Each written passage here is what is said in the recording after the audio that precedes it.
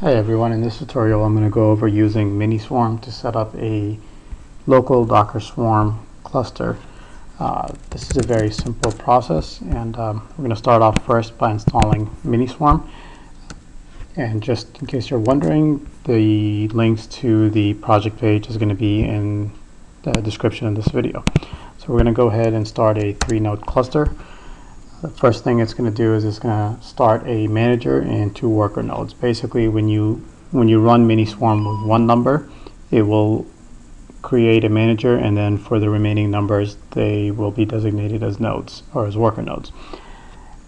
If you do not provide any numbers whatsoever, then all you do is you get one machine, but that's not really that useful for multi-machine networking or if you want to play around with that. You can also get more granular than that and provide 2 numbers. The first number is going to be the number of managers, and the second number is going to be the number of workers. This is good if you want to do something like a 2 managers, 3 workers cluster, or you want to tweak that further. Now we can see over here that it actually starts up fairly quickly. Right now it's just waiting for the VirtualBox instances to come up, and then it's going to run the certification generation on there. Once the certificates are generated, they're going to join the cluster, and we should have a full Docker Swarm cluster up and ready for us to test with momentarily. So here we go. The cluster should be almost done. There we go, Docker machine ls. We can see that there is a 3-node cluster, and we can also visualize this by running Miniswarm which what that does is it launches a Docker Swarm visualizer container on the master node, which is a really cool tool for just seeing where your containers are, how many nodes you have in your cluster, and how your containers are moving around. It was featured in a few presentations in DockerCon not too long ago, I think a few months back. Anyways, as soon as this finishes loading here, we'll be able to see it on the screen, and we're going to use it further to kind of see when we scale up and scale down how the containers are moving around. So we can see here that we have 2 workers and 1 manager, and that's because we specified the 3 command. We can also see that there's really no containers running in here, but let's go ahead and change that. So the first thing we're going to do is connect to our manager. Then we're going to create a overlay network. Now network ls.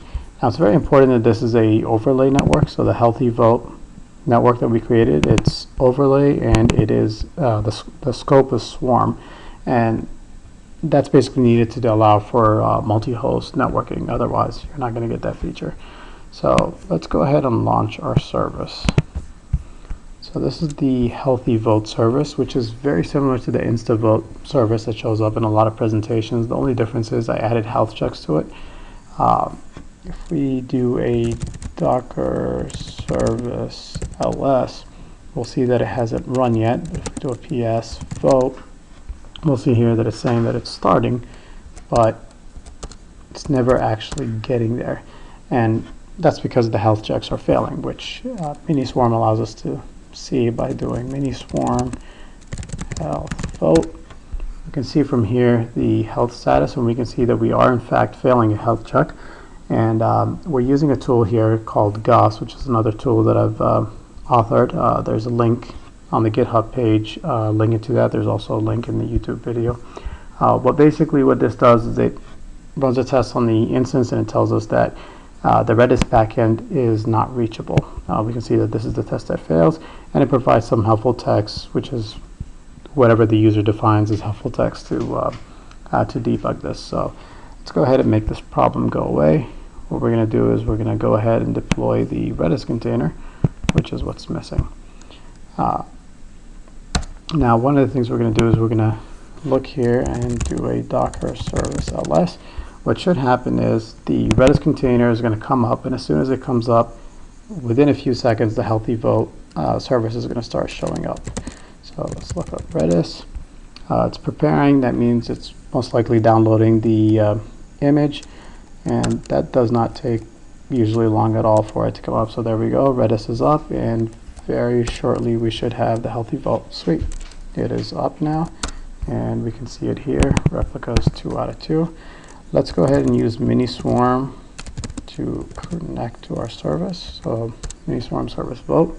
You can see here we have cats, we have dogs. We can vote, and as we vote, we can see that our container is changing on us. So it is load balancing. I'm going to go ahead and vote dogs here because I'm allergic to cats.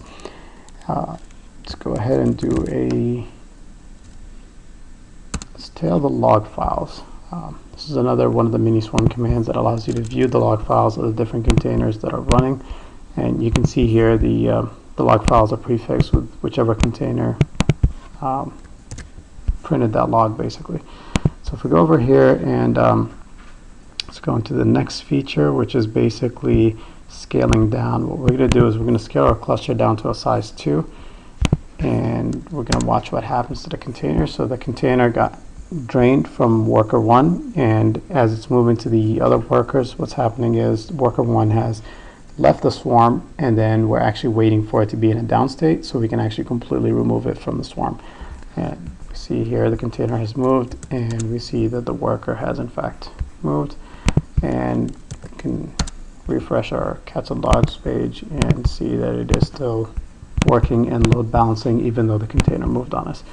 Now that we're all done with this, we can go ahead and terminate our cluster and do a Docker machine ls. There we go. We're all done.